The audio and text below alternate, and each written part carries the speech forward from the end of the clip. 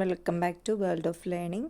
നമ്മൾ ഡിസ്കസ് ചെയ്യാൻ പോകുന്നത് ചാപ്റ്റർ എന്ന് പറയുന്നത് 6ാം ക്ലാസ്സിലെ ഇംഗ്ലീഷിലെ ബുക്ക് ഓഫ് നേച്ചർ എന്ന് പറഞ്ഞ ചാപ്റ്ററാണ്. അതായത് ഇംഗ്ലീഷിനെ സംബന്ധിച്ചെടുത്ത് നോക്കുമ്പോൾ 6ാം ക്ലാസ്സിൽ കുട്ടികൾക്ക് കുറച്ച് മനസ്സിലാക്കാൻ ബുദ്ധിമുട്ടുള്ളൊരു ചാപ്റ്ററാണ് ദ ബുക്ക് ഓഫ് നേച്ചർ. അപ്പോൾ നമുക്ക് ആ ചാപ്റ്റർ ഒന്ന് നോക്കിയാലോ. ബുക്ക് ഓഫ് നേച്ചർ ചാപ്റ്റർ പഠിക്കുന്നതിന് മുമ്പ് നമുക്കൊരു അതിൻ്റെ ബാക്ക്ഗ്രൗണ്ട് നോക്കുകയാണെങ്കിൽ ജവഹർലാൽ നെഹ്റു മകളായ ഇന്ദിരയ്ക്ക് എഴുതിയ letters from a father to his daughter എന്ന് പറഞ്ഞ ബുക്കിലെ ഒരു ലെറ്റർ, അതിൻ്റെ കണ്ടൻറ്റാണ് നമ്മൾ ഈ ചാപ്റ്ററിൽ പഠിക്കുന്നത്. അപ്പോൾ നമുക്ക് കൂട്ടുകാർക്ക് അവസരം കിട്ടുകയാണെങ്കിൽ ഈ ബുക്ക് നിർബന്ധമായിട്ടും വായിച്ചു നോക്കാം കേട്ടോ. അപ്പം നേരെ ചാപ്റ്ററിലേക്ക് പോവാണ്. Letters from a father to his daughter is a collection of letters written by Jawaharlal Nehru to his 12-year-old Indira in the summer of 1928. അതായത് ജവഹർലാൽ നെഹ്റു തൻ്റെ മകളായ 12 വയസ്സുള്ള ഇന്ദിരയ്ക്ക് അയച്ചുകൊണ്ടിരുന്ന ഒരു ലെറ്റേഴ്സിൻ്റെ കളക്ഷനാണ്. ഞാൻ നേരത്തെ ഒരു ബുക്കിൻ്റെ കവർ പേജ് കാണിച്ചിരുന്നു. അതായത് letters from a father to his daughter എന്ന് പറയുന്നത്. ആ സമയത്ത് നെഹ്റു അലഹബാദിലും ഇന്ദിര മുസോറി എന്ന് പറഞ്ഞിരുന്ന സ്ഥലത്തുമായിരുന്നു. Nehru used to write letters from time to ഇന്ദിരയ്ക്ക് ഇടയ്ക്കിടയ്ക്ക് അദ്ദേഹം അങ്ങനെ ലെറ്റേഴ്സ് അയക്കാറുണ്ടായിരുന്നു. The book of nature is one of those letters. ആ ലെറ്റേഴ്സുകളിലെ ഒരെണ്ണമാണ് ദ ബുക്ക് ഓഫ് നേച്ചർ എന്ന് പറഞ്ഞ് നമ്മുടെ ഈ ചാപ്റ്ററായിട്ട് കൊടുത്തിട്ടുള്ളത്. അപ്പം നമുക്ക് നേരെ ചാപ്റ്ററിലേക്ക് പോവല്ലേ. Okay. The book of nature. When you and I R together you often ask me questions about many things and I try to answer them. ഇതിപ്പം ഐ എന്ന് പറയുമ്പോൾ ആരായിരിക്കും ഉദ്ദേശിക്കുന്നത്? നെഹ്റുവിനെ. നെഹ്റു എഴുതുന്ന ലെറ്റർ ആണല്ലോ. അപ്പം നെഹ്റു പറയാണ്, ഞാനും നീയും ഒരുമിച്ചായിരുന്ന സമയത്ത് നീ എന്നോട് ഇടയ്ക്കിടയ്ക്ക് എന്ത് ചോദിക്കുമായിരുന്നു? കുറേ ചോദ്യങ്ങൾ ഇങ്ങനെ പല കാര്യങ്ങളെയും പറ്റി പല ചോദ്യങ്ങളും ചോദിക്കുമായിരുന്നു. അപ്പം ആ സമയത്തെല്ലാം ഞാൻ എന്ത് ചെയ്യാറുണ്ടായിരുന്നു? അതിനെല്ലാത്തിനും ആൻസർ നിനക്ക് പറഞ്ഞു തരാൻ വേണ്ടിയിട്ട് ശ്രമിക്കാറുണ്ടായിരുന്നു.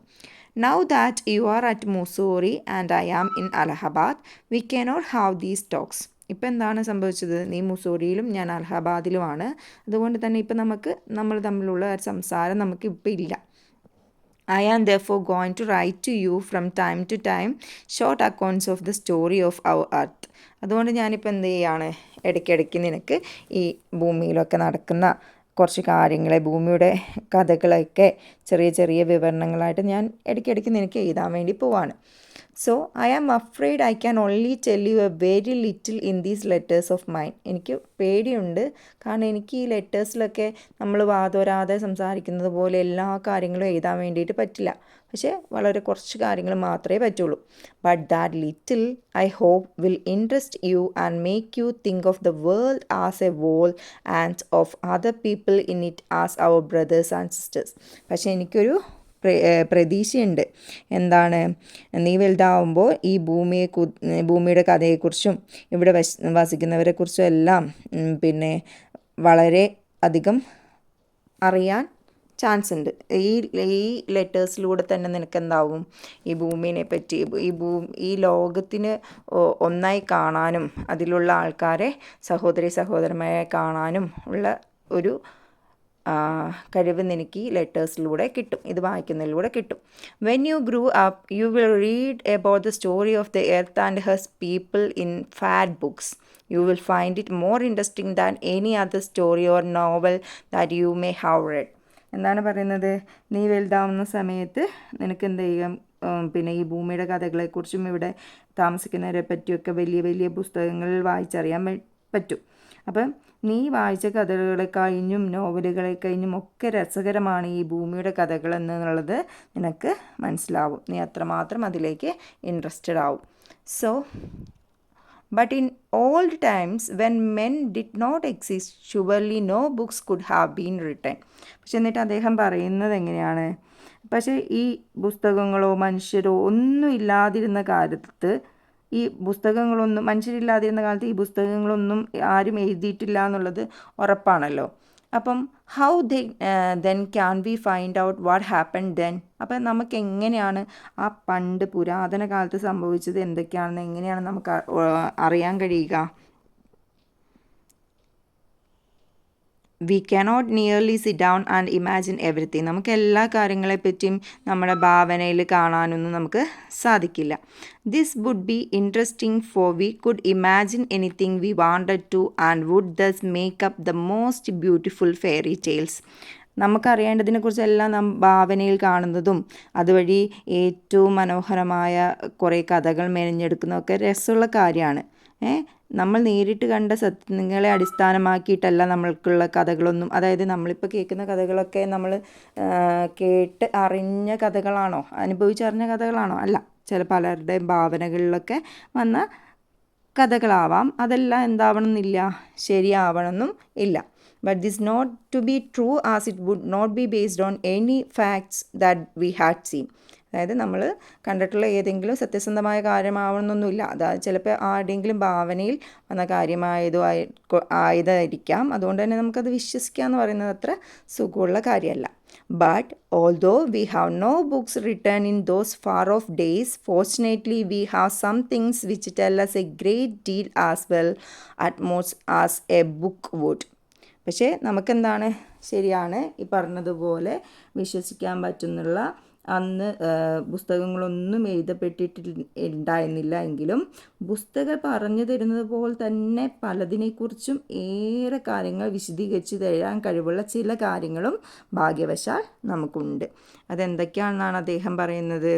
V have rocks and mountains and seas and the stars and the rivers and the deserts and the fossil of old animals. അതായത് ഈ പ്രകൃതിയിൽ നിന്ന് തന്നെ, അതായത് പാറകൾ, പർവ്വതങ്ങൾ, കടലുകൾ, സമുദ്രങ്ങൾ, നക്ഷത്രങ്ങൾ, പുഴകൾ, മരുഭൂമികൾ, അതായത് പുരാതനമായ ജീവികളുടെ ഫോസിലുകൾ, ഇതിൽ നിന്നെല്ലാം തന്നെ നമുക്ക് ഈ പറയുന്ന കാര്യങ്ങളെ പറ്റിയൊക്കെ കൃത്യമായിട്ട് മനസ്സിലാക്കാൻ വേണ്ടിയിട്ട് പറ്റും. അതായത് പ്രകൃതിയിൽ നിന്ന് തന്നെ നമുക്ക് പ്രകൃതിനെ പറ്റി കൂടുതലായിട്ട് മനസ്സിലാക്കാൻ വേണ്ടിയിട്ട് പറ്റുമെന്നാണ് നെഹർ പറയുന്നത്. These and other like things are our books for us early story. ഇതുപോലുള്ള പല കാര്യങ്ങളും നമുക്ക് നമ്മുടെ ഭൂമിയെ പറ്റി പഠിക്കാനുള്ള ബുക്കുകളാണ്. So, and the real way to understand this story is not merely to read about in other people's book, but to go to the great book of nature itself. നേച്ചറിനെ പറ്റി പഠിക്കാനുള്ള ഏറ്റവും നല്ല മാർഗം എന്ന് പറയുന്നത് ആരെങ്കിലും പ്രകൃതിയെ പറ്റി എഴുതി വച്ചിരിക്കുന്ന ബുക്കുകൾ വായിക്കുകയോ കേൾക്കുക എന്നുള്ളതൊന്നുമല്ല. പിന്നെ എന്താണ്, ആ നേച്ചറിലേക്ക് തന്നെ ഇറങ്ങിച്ചെല്ലുക, അതായത് ആ ബുക്കാവുന്ന ആ നേച്ചറിനെ തന്നെ വായിക്കുക എന്നുള്ളതാണ് അതിനെ പറ്റിയ ഏറ്റവും നല്ല മാർഗം. So you will, I hope, soon begin to learn how to read this story from the rocks and mountains. ഞാൻ പ്രതീക്ഷിക്കുന്നുണ്ട് നീ എന്താണ് അധികം താമസിക്കാതെ തന്നെ എങ്ങനെ പാറകളിൽ നിന്നും ഈ പർവ്വതങ്ങളിൽ നിന്നുമൊക്കെ എങ്ങനെയാണ് കഥ വായിക്കുന്നതെന്ന് നീ താമസിക്കാതെ മനസ്സിലാക്കും. അതായത് പ്രകൃതിയെ നീ അടുത്തറിയാൻ അധികം വൈകാതെ തന്നെ നിനക്ക് സാധിക്കും എന്നുള്ളത് ഞാൻ വിശ്വസിക്കുന്നു. Imagine how fascinating it is. നീ ഒന്ന് ആലോചിച്ച് നോക്കുക, അത് എത്രത്തോളം ആശ്ചര്യമായ ഒരു പ്രവൃത്തിയായിരിക്കുമെന്ന് നീ ആലോചിച്ച് നോക്ക്. Every little stone that you see lying on the road or on the mountain side may be a little page in nature's book. അതായത് ഇവിടെ നിലത്ത് വീണ് കിടക്കുന്ന ഏതെങ്കിലും ഒരു ചെറിയ കല്ലോ ഒരു ചെറിയ എന്തെങ്കിലും വസ്തു, അത് ഈ പറയുന്ന ഈ ഭൂമിയുടെ കഥയിൽ ഒരു പേജായിരിക്കാം. And may be able to tell you something if you only knew how to read it. അതിന് നിന്നോട് എന്തെങ്കിലുമൊക്കെ പറയാനുണ്ടാവാം, പക്ഷെ എപ്പോഴാണ് നിനക്കത് കേൾക്കാൻ സാധിക്കുക? നീ എപ്പോഴാണോ അതിനെ വായിക്കാൻ പഠിക്കുന്നത് അന്ന് മാത്രമേ നിനക്കതിനെ മനസ്സിലാക്കാൻ സാധിക്കുകയുള്ളൂ. വായിക്കാൻ പഠിക്കുന്നത് എന്നുകൊണ്ട് എന്താ ഉദ്ദേശിക്കുന്നത്? പ്രകൃതിനെ അറിയാൻ നിനക്ക് എന്ന് പറ്റുന്നോ അന്ന് മാത്രമേ ഈ ചെറിയ കല്ലുകളിൽ നിന്നുള്ള കഥകളൊക്കെ നിനക്ക് മനസ്സിലാക്കാൻ സാധിക്കുകയുള്ളൂ. അതിനെന്താണ്? To able to read any language, Hindi or Urdu or English, you have to learn its alphabet.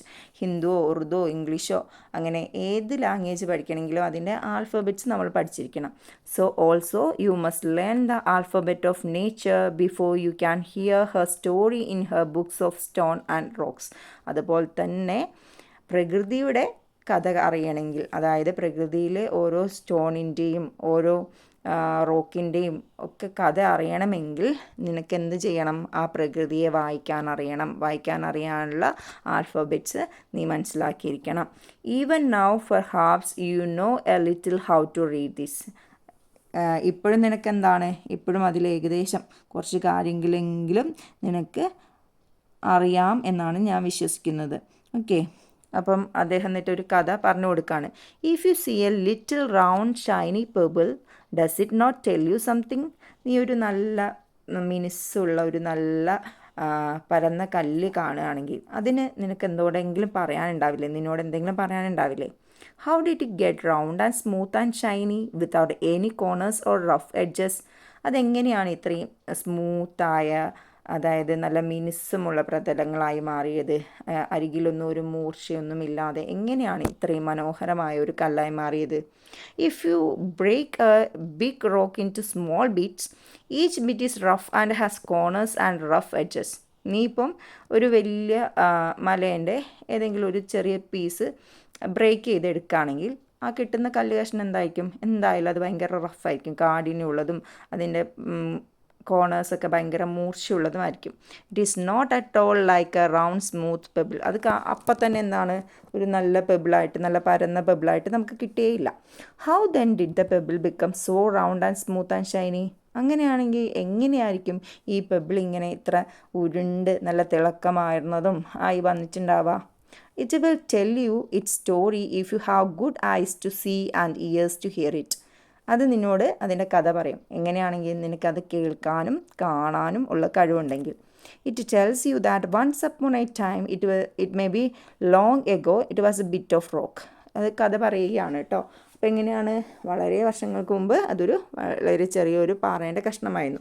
Just like the bit you may break from a big rock on stone with plenty of edges and corners. നമ്മൾ ഇപ്പോൾ ഒരു പാറ കഷ്ണം നമ്മൾ break ചെയ്തെടുക്കുകയാണെങ്കിൽ എങ്ങനെ ഒരു കല്ല് കിട്ടുമോ ആ അവസ്ഥയിലായിരുന്നു അതുണ്ടായിരുന്നത്. Probably it rested on some mountain side. കുറേ നാൾ അതൊരു മൗണ്ടെയിൻ സൈഡിലൊക്കെ ഇങ്ങനെ റെസ്റ്റ് ചെയ്തു. Then came the rain and washed it down to the little valley where it found a mountain stream. പിന്നെ അത് മഴ പെയ്തതിൻ്റെ കൂട്ടത്തിൽ ഒഴുകി ഒരു ലിറ്റിൽ വാലിയിലെത്തുന്നു.